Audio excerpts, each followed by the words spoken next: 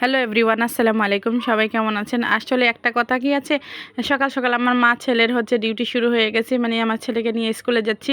যারা সারা জীবন সুখ করে যায় তাদের কপালে সারা জীবন সুখী থাকে, আর যারা সারা জীবন পরিশ্রম করে যায়, খেটে যায়, তাদের খেটেই যেতে হয়। এটাই মনে হয় দুনিয়ার নিয়ম। তো এদিক দিয়ে ছেলেটাকে নিয়ে চলে আসলাম। আজকে আপনাদের মাঝে শেয়ার করে দেবো। বড়ইগুলো বাড়িতে দীর্ঘ 7 দিন শুকিয়ে এনেছি। বড়ইগুলো তাড়াতাড়ি করে আচার দিয়ে দিচ্ছি আজকে।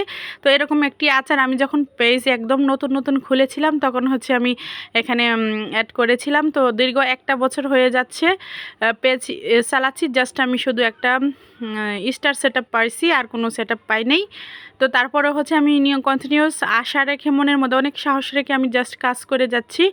তো আজকে আপনাদের বড়ির আচারগুলো বানানো দেখিয়ে দিচ্ছি। সুন্দরভাবে বড়িগুলো ওয়াশ করে নিয়েছি। এখন গরম পানি সিদ্ধ করে নিয়েছি, একটু পানি অ্যাড করে নিয়েছি। এখন সব ধরনের সিদ্ধ করে নেওয়া হয়ে গেছে। সব ধরনের মশলাগুলো এখানে দিয়ে দেবো। একটু হলুদ গুঁড়ো দিয়ে দিচ্ছি, একটু মরিচ গুঁড়ো, আর স্বাদ মতো লবণ দিয়ে, লবণটা আমি যতটুকু আমি মেপেও আনি না, এগুলো আন্দাজ করে। আর আচারের মধ্যে পাঁচফোড়ন দিয়ে, তো অবশ্যই আচার দিতে হবে। তো পাঁচফোড়নগুলো আর সাথে কয়েকটা শুকনো মরিচ বেজে নিচ্ছি। তো আমি এগুলো সুন্দরভাবে বেটে পাউডার করে নেব।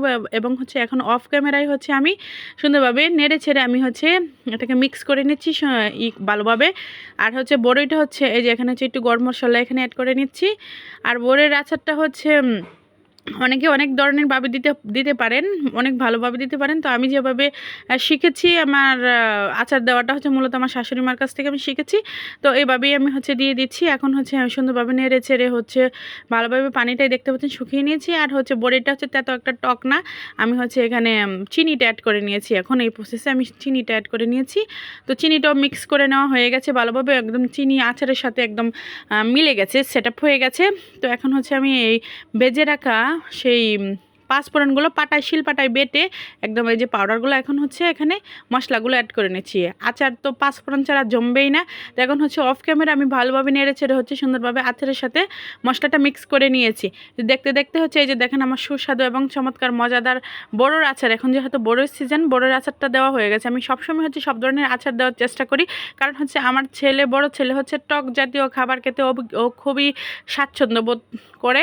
আর যেহেতু দেশের বড়ই, তো এই বড়িগুলো আনা বড়ই, তো গাছের বড়ই, এই জন্য আমি তাড়াতাড়ি করে দিয়ে দিচ্ছি, কারণ বাসায় রাখলে নষ্ট হয়ে যাবে। তো নষ্ট করে কী লাভ? এত দূর থেকে, দেশ থেকে আমার সে মা ওই বস্তা ভরে এনেছে, তারপর আমি শুকিয়েছি, আবার আমি আমার কাছে বাসায় এনেছি। তো শুধু শুধু নষ্ট করে লাভ নেই। এই জন্য আমি বড়িটা তাড়াতাড়ি করে আচারটা আমি বানিয়ে ফেলেছি। এখন লাস্ট আমি একটু ভিনিগার দিয়ে দেবো। ভিনিগারটা দিলে আচারটা নষ্ট হবে না, যার জন্য এই যে ভিনিগার এটুকুই ছিল। আর একটু বেশি দিলে হয়তো ভালো হতো, কিন্তু আর নেই। যতটুকু ছিল ততটুকুই সুন্দরভাবে মিশিয়ে নিচ্ছি। তো এই প্রসেসে আমি আচারটা দিয়েছি। আর কোনো আপুরা যদি ভালো প্রসেসে আচার দেন, অবশ্যই আমাকে কমেন্ট করে জানাতে পারেন। আর আমার আচার দেওয়ার পদ্ধতিটা যদি আপনাদের কাছে ভালো লাগে, আমার পেজের পাশে থাকবেন এবং লাইক কমেন্ট শেয়ার করবেন। যে সুন্দরভাবে দেখতে দেখতে আমার আচারটা, আমি পানিটাকে মিক্স করে একদম আচারটা শুকিয়ে নেব। তারপর দেন আমার সুস্বাদু এবং মজাদার আচার দেওয়াটা রেডি হয়ে যাচ্ছে। তো এই যে দেখতে দেখতে এই যে আমার আচার দেওয়াটা হয়ে যাচ্ছে। এখন আর একটুখানি জাল করে যে একটু পানি, ভিনিগারের যে পানিটা আছে সেটা আমি একটু শুকিয়ে নেব, একদম মিশিয়ে নেব। তারপর আমার আচারটা একদমই রেডি হয়ে যাবে। এই আচার দেওয়ার ভিডিওটা যদি কোনো আপু এবং ভাইয়া যে কোনো কারো যদি উপকারে আসে, আমাকে কমেন্ট করে জানাবেন এবং আমার পেজের পাশে থাকবেন। তো এই যে দেখতে দেখতে আমার আচারটা কমপ্লিট হয়ে গেছে। সবাই ভালো থাকবেন। একদম হয়ে গেছে, পারফেক্ট আচার হয়ে গেছে। সবাই আমার পেজের পাশে থাকবেন, আমার জন্য অনেক দোয়া করবেন। সবাই ভালো থাকবেন, আল্লাহ হাফেজ। তো এই যে দেখতে দেখতে মজাদার আচার মানেই খুবই মজাদার খাবার।